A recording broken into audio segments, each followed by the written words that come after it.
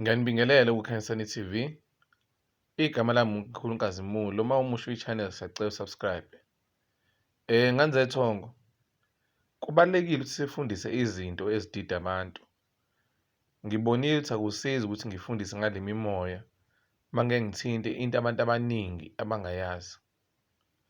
Namhlanje ngifuna ukukhuluma ngokuphothula. Ngoba abantu sebalithanda kakhulu leli gama kodwa abazi iqonda ukuthini. Ukuphothula kuchaza i-graduation. Niyangizwa? I-graduation noma usuqedile ngaleso sigaba ade usenza. Manje kufanele ngikucacise banganitsheli kona.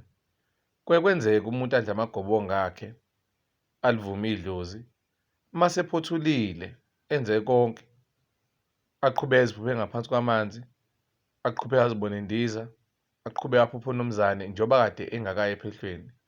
Ingoba khona izinto eziyimfihlo, idlozi elizozenzela lona liqhubeke likuthwasisa ngokwalo okungeke kuhlanganise umuntu wesithathu. Yingakho ngihlale ngithi into yedlozi iyimfihlo. Ngiyanixaka mase nishutha umsamo nofaka ko-Facebook. Kulungile-ke, angazi lo nikufundelephi. Angali na wonke umuntu kodwa kuyiphutha lokho. Imfihlo yakini leyo. Manje nakho ngifuna ukucacisa khona isinguni nesindawe. Isinguni kube yindiki noma umdiki wakini. Mase kuba khona isindawe. Isindawe kuba amanono, indawo nethunya. Yindaba ngisho njalo. Isinguni isona esidume kakhulu la eKZN abakwazi ukusilapha esigijima kakhulu nomngoma. Isindawe neminono nethunya kubuye kube nzima, kuve kunzima kakhulu ngoba iy'mpande zamandawe lezi ezijulile ezifunakalayo ey'ningi azitholakali la. Inono, abaningi benu nimbethe amanono. Niyalisho leli gama ukuthi inono kodwa nazi lichaza ukuthini. Inono lichaza ukuthi abantu noma umuntu oklini noma umuntu owashona engakathombi njengey'ngane ezaphuphuma noma umuntu umuntu nje owayethanda into ehlanzekile. Into eyinkinga ngenono liyathanda ukuzenzela. Inono lithintana kakhulu nabalozi. Bayathanda ukuzenzela. Ngikhuluma ngabemvelo. Ngeke ngasho kunini ukuthi kungathatha 10-15 years bezenzela. Inono liyaqhubeka likufundisa izinto. Into eyinkinga manje sibhekene nalo asifuni ukulinda inono lizenzele noma abalozi bazenzele noma isithunywa sizenzele. Okubalulekile ukuthi noma bathola impande zabo. Wazi-ke ukuthi uma uyophothula kwenzeka ukuthi njalo hayi kwenzeke njalo idlozi izokukhombisa isilwane kufanele uphothule ngalo nombala leso silwane. Ungamlayeli ugabele uma umtshela ukuthi ngiphothule ngimbuzi ebrown athi uzophothula imhlophe. Layela abantu bakini. Mase usuphothula kwenzeka bafuna imbuzi noma isikabhu kuya ngeculture yakho. Kwenzeka abanye bakwenzela yagobela lokhu kodwa ithwasa kufanele lihambe lifike lenze futhi imbuzi ekhaya. Ngokuhamba kwesikhathi abantu abadala baye bacela ukuthi ubenzele inkomo. Isikhathi esiningi sekuyinkomo emhlophe yokubonga izikhwama noma ukubonga isipho esingazange sinikwe abanye lapha kini ekukhethwe wona.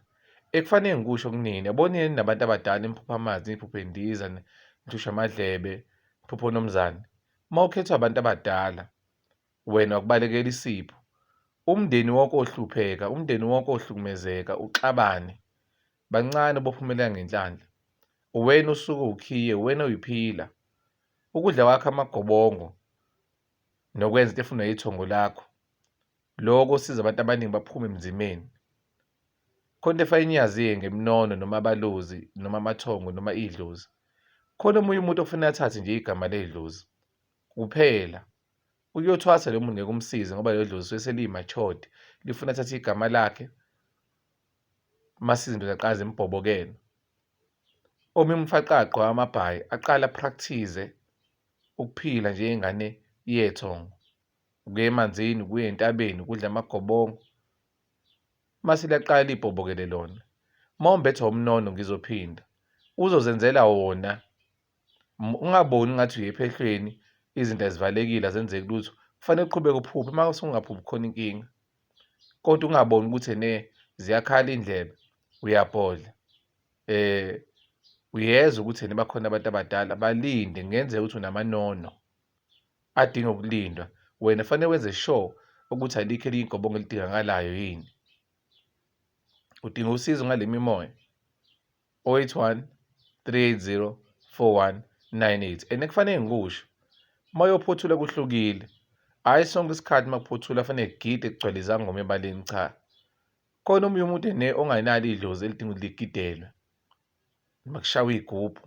Awukazi ukuzwe omunye umuntu ethi ngahamba bangishayela iy'gubhu bebavusa idlozi langavuka. Ingoba hhayi wonke amadlozi kufanele agide, hhayi yonke into iyisinguni.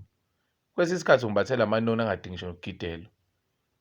Ungabe uhlaba imbuzi yakho, uye emsamo, bakuthele ngenyongo, ungadingi ukuthi uphuze igazi. Ngiyabonga amakhosi.